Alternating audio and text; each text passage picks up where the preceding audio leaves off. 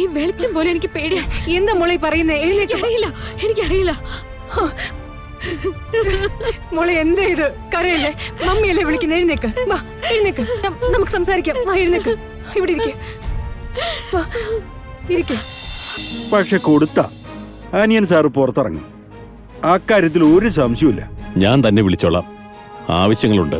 എന്താവശ്യം ഉണ്ടെങ്കിലും പറഞ്ഞാൽ മതി സാറേ, ഞാൻ അപ്പം എത്തിക്കോളാം.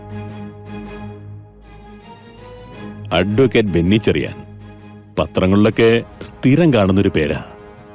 പ്രമാദമായ പല കേസുകളിലും തന്റെ കക്ഷിയെ നിസ്സാരമായ കോടതിയിൽ നിന്നും രക്ഷപ്പെടുത്തി കൊണ്ടുവന്നിട്ടുള്ള ആളാ.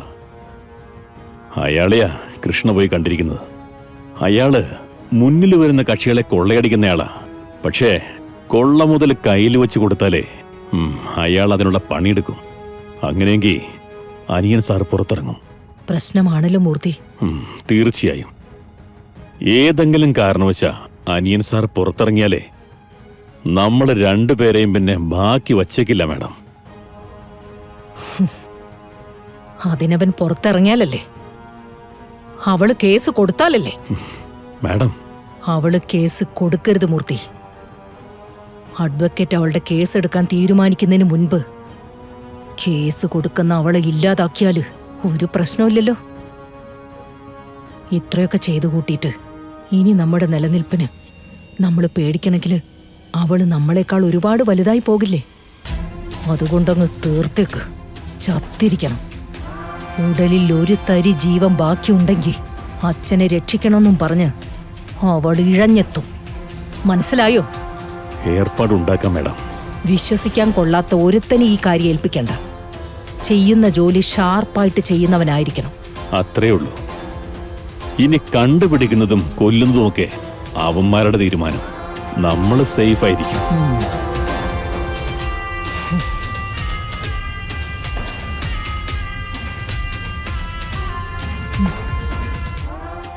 കുറച്ചുനേരം ഉറങ്ങട്ടെ. ഉണരുമ്പോ എന്തായിരിക്കും അവസ്ഥ?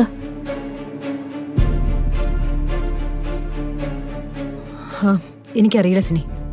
ഇനി എന്റെ മോള് ജീവൻ എടുക്കാനായിട്ട് തീരുമാനിച്ച അതിനു മുമ്പ് ഞാൻ എന്നെ തന്നെ അവസാനിപ്പിച്ചിരിക്കും. മാം,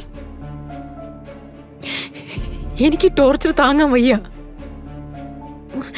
വേദനയല്ലാതെ മറ്റൊന്നുമില്ല. ഞാനും എന്റെ മോളും അടങ്ങുന്ന ഈ ലോകത്ത് മുഴുവൻ സമയം കളിയും ചിരിയുമായിട്ട് പൊക്കോണ്ടിരുന്ന ഞങ്ങള്. അതൊക്കെ അവസാനിച്ചില്ലേ? ഒന്ന് മനസ്സ് തുറന്ന് ചിരിക്കാൻ കൂടി ഇപ്പൊ ഞങ്ങക്ക് പറ്റാണ്ടായില്ലേ സിനി? വേണ്ട മാം. എന്തെങ്കിലും പറയുന്ന കേട്ട് ഗാഥ മാഡം ഉണർന്ന്. ഇതെന്തൊരു വിധിയാ. എന്റെ മോളെ ഞാൻ ഇനി എന്ത് ചെയ്യാനാ?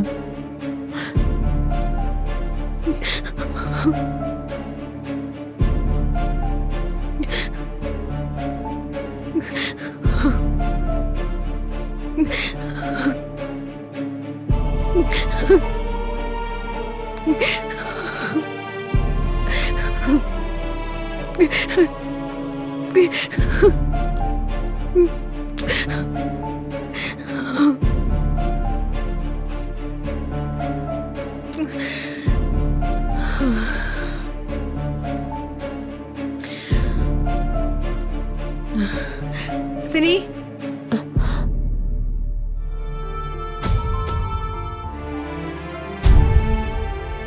എന്താ മാം? ഭക്ഷണം റെഡിയായോ? ആയിട്ടുണ്ട് മാം. മോള് കുറെ നേരമായില്ലേ കിടന്ന് ഉറങ്ങാൻ തുടങ്ങിയിട്ട്. വിളിച്ചുണർത്തി ഭക്ഷണം കൊടുക്കണം. സിനി അത് എടുത്തു വയ്ക്ക്. ശരി മാം. ഉണർന്നു കഴിയുമ്പോ ഗാഥ മാഡം പ്രശ്നം വല്ലതും ഉണ്ടാക്കോ? എന്തായിരിക്കും കണ്ടീഷനൊന്നും എനിക്ക് പറയാൻ പറ്റില്ല. എന്തായാലും ഫേസ് ചെയ്തല്ലേ പറ്റൂ. പെട്ടെന്നായിക്കോട്ടെ.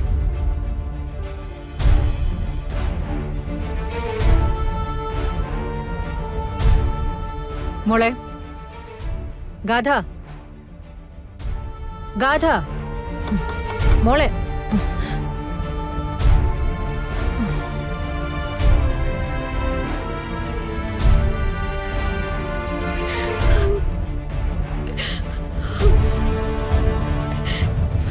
മോളെ, മോളെ എഴുന്നേക്ക്. അയ്യോ, തൊടരുത് എന്നെ, തൊടരുത്. എന്റെ അടുത്തേക്ക് ആരും വരരുത്. എന്താ മോളെ? എന്താ പറ്റിയേ? എന്റെ അടുത്തേക്ക് വരല്ലേ മോളെ? അമ്മയെ വരരുത്. എനിക്ക് പേടിയാ. എനിക്ക് പേടിയാ മോളെ, എനിക്ക് എല്ലാവരെയും പേടിയാ. ഈ വെളിച്ചം പോലെ എനിക്ക് പേടിയാ. എന്താ മോളെ പറയുന്നേ? എഴുന്നേക്ക്. എനിക്കറിയില്ല. മോളെ എന്താ ഇത്? കരയല്ലേ? മമ്മിയല്ലേ വിളിക്കുന്ന? എഴുന്നേക്ക്, വാ എഴുന്നേക്ക്. നമുക്ക് സംസാരിക്കാം. വാ എഴുന്നേക്ക്. ഇവിടെ ഇരിക്കെ. വാ ഇരിക്കെ. മോളെ, എനിക്ക് പറ്റില്ല മമ്മി. എന്റെ നവീനില്ലാതെ എനിക്ക് ജീവിക്കാൻ പറ്റില്ല. ഞാൻ ചത്തുപോവും. മോളെ സാരില്ല.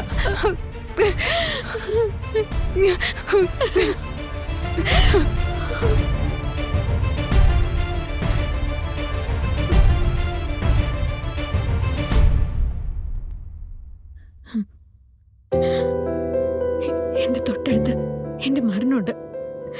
അത് ഞാൻ ഉറപ്പിച്ചു കഴിഞ്ഞു. ഞാൻ പറയുന്നൊന്നും മോക്ക് മനസ്സിലാവുന്നില്ലേ? മമ്മി ഇത്രയൊക്കെ കഷ്ടപ്പെട്ടില്ല നിനക്ക് വേണ്ടിട്ട്. ഒരു കണക്ക് എനിക്കറിയണ്ട. ഈ ജീവിതകാലം മുഴുവൻ നവീൻ എന്റെ കൂടെ ഉണ്ടാവണമെന്നാ ഞാൻ ആഗ്രഹിച്ച. എനിക്കിനി ആരുടെ ഉപദേശവും ആവശ്യമില്ല.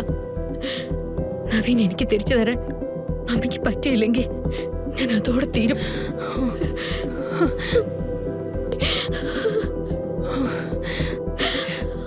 മോള് കുറച്ചു നേരം റെസ്റ്റ് ചെയ്യേ. കുറച്ച് കഴിഞ്ഞിട്ട് മമ്മി സംസാരിക്കും. എനിക്ക് വേറൊന്നും സംസാരിക്കാനില്ല മമ്മി. ഇനി ഞാൻ എന്റെ മരണത്തെ തൊടുന്ന നിമിഷം മാത്രമേ ഉള്ളൂ. ഞാനത് തീരുമാനിച്ചു കഴിഞ്ഞു.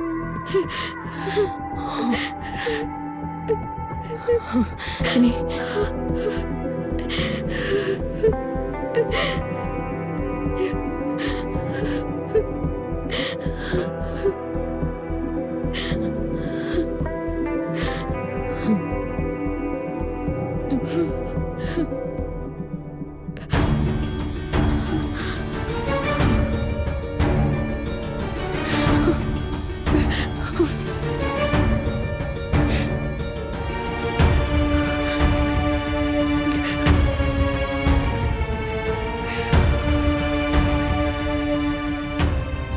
ഇനിയിപ്പോ എന്ത് ചെയ്യുന്നു? എന്റെ മകളെ മരണത്തിന് വിട്ടു കൊടുക്കാനായിട്ട് എനിക്ക് പറ്റില്ല. എന്ത് നേടിക്കൊടുക്കുന്ന ഒരു മമ്മി ഉണ്ടെന്നുള്ള വിശ്വാസമാണ് എന്റെ മോക്കുണ്ടായിരുന്നത്. ഇപ്പോഴും എനിക്കത് സാധിക്കണം സിനി. അതെങ്ങനെയാ?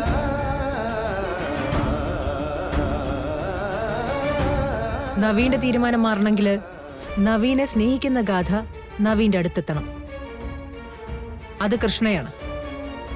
ഒട്ടും പ്രാക്ടിക്കൽ അല്ലാത്ത കാര്യമല്ലേ ഇത്? എന്റെ മകൾക്കൊരു അസുഖം വന്നാ ഈ ലോകത്തിന്റെ ഏതു കോണിൽ നിന്നും മരുന്ന് ഞാൻ എത്തിക്കില്ലേ? അതിനുവേണ്ടി എന്ത് റിസ്ക് ഞാൻ എടുക്കില്ലേ? അതുപോലെ തന്നെ ഇക്കാര്യവും.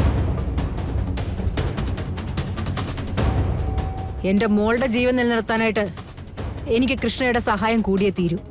നാണം കെട്ടോട്ടെ, ആട്ടി ഇറക്കിക്കോട്ടെ, എനിക്കതൊന്നും പ്രശ്നമല്ല.